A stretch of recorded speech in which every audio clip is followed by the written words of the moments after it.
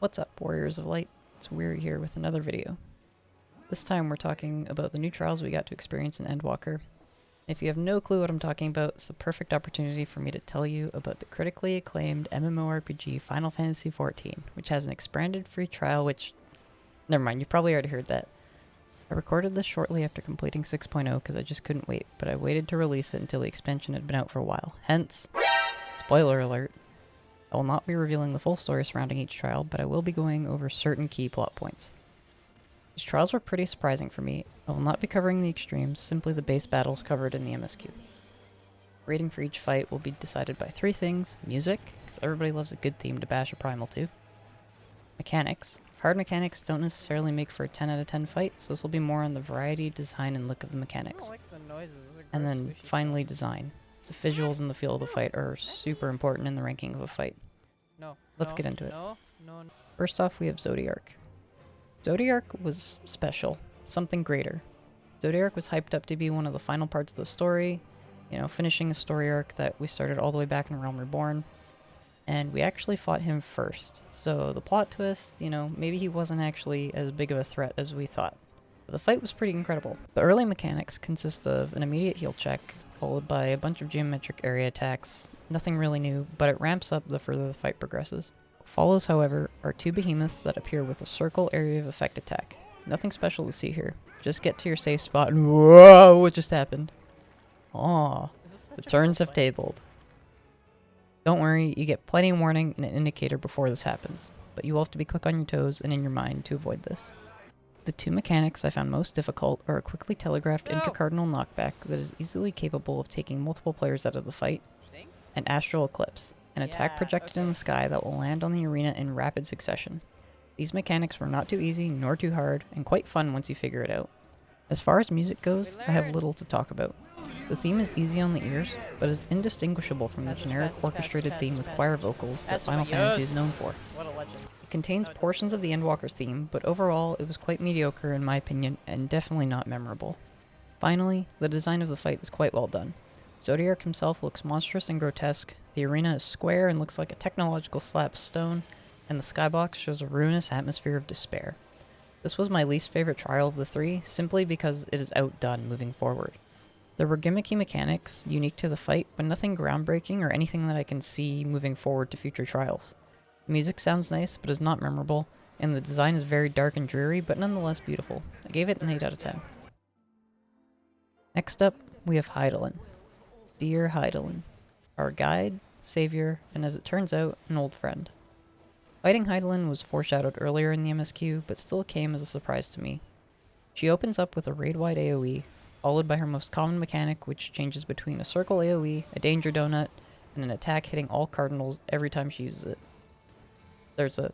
Wait, what's this? That's right, it's brand new. Tank Buster stack. She has a solid DPS check in which you have to destroy the different elemental crystals in order to pass, while enduring damage from an arena-wide AoE that deals more damage the closer you are to the center. After this, she hits us with the Tank Buster stack a couple more times and some fan attacks we've seen in the past from other trials, before sending out tidal waves of light, forcing you to run around the arena to avoid them. She repeats the tidal waves, normal stack mechanics, and AoE attacks for the last segment of the fight. The music for this fight is incredible. Answers, one of the first themes we heard all the way back in 2013, even earlier if you played 1.0, has been remade into a combat theme that plays in the background during the entire bittersweet battle between the Warriors of Light and their old friend as she tests our resolve. It may not have been original, but the nostalgia of the song definitely helped it stand out. The design of this fight is stunning. Fighting amidst the ethereal sea, with crystal fragments in the background, is the embodiment of Final Fantasy. The physical form of Heidelin could not have been done any better, showing the grace and beauty you would only expect from the Keeper of the Mother Crystal. This fight is full of solid mechanics we've seen before, with a new tank mechanic that I hope is carried into future trials, ensuring a lasting legacy for Heidelin. The music is incredible, and the design is breathtaking. The whole time I was in this trial, all I could think was, this is Final Fantasy. It was perfect. 10 out of 10.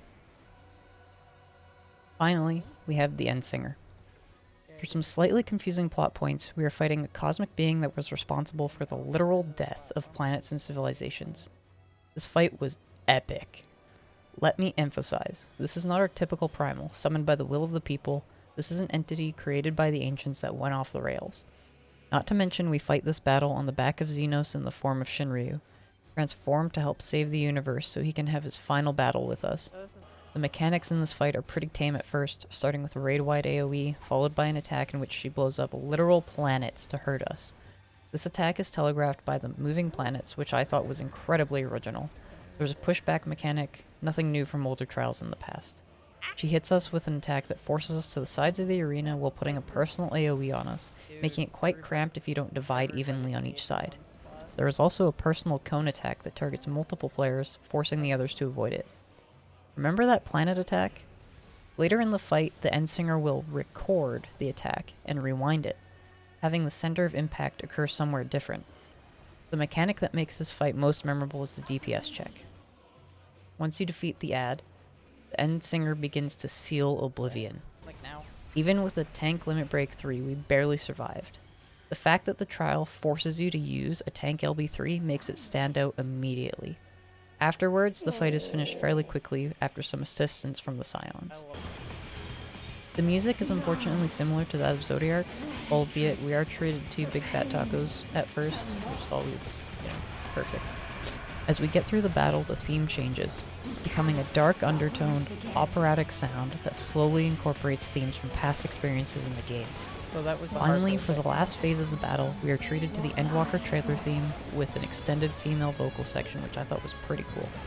In terms of design, when I said this battle was epic, I meant it. Fighting on the back of our most deadly adversary against a literal planet-killing being really shows how we've ascended to a form of godhood. The visuals for the arena are full of lights and graphically beautiful designs, and the Endsinger herself is hauntingly gorgeous. As far as this battle goes, I would say it serves as the perfect way to end the story arc that started in Realm Reborn. The mechanics are challenging, but yet again not unfair, although maybe a little simple compared to the mechanics in previous fights in the expansion. The music is a culmination of themes we've heard both past and present, solidifying our journey with every note, telling us through chilling undertones and choir vocals that every step over the last 8 years led us to this moment. The design of both the arena and the Endsinger herself were cosmic and well done, offering something fresh against the usual battles we have with primals, and I could think of no better way to wrap up the story arc of Heidelin and Zodiac. I gave it a 9 out of 10. Overall, when I look objectively at the 3 trials, I believe that Heidelin was the best in terms of both legacy and content. In terms of my favorite, the Endsinger and Heidelin are tied for first. While Zodiac seemed really sudden and out of place to fight, the mechanics for Heidelin and the Endsinger are fun, original, and they both look fantastic, and serve as a wonderful end to things in one way or another.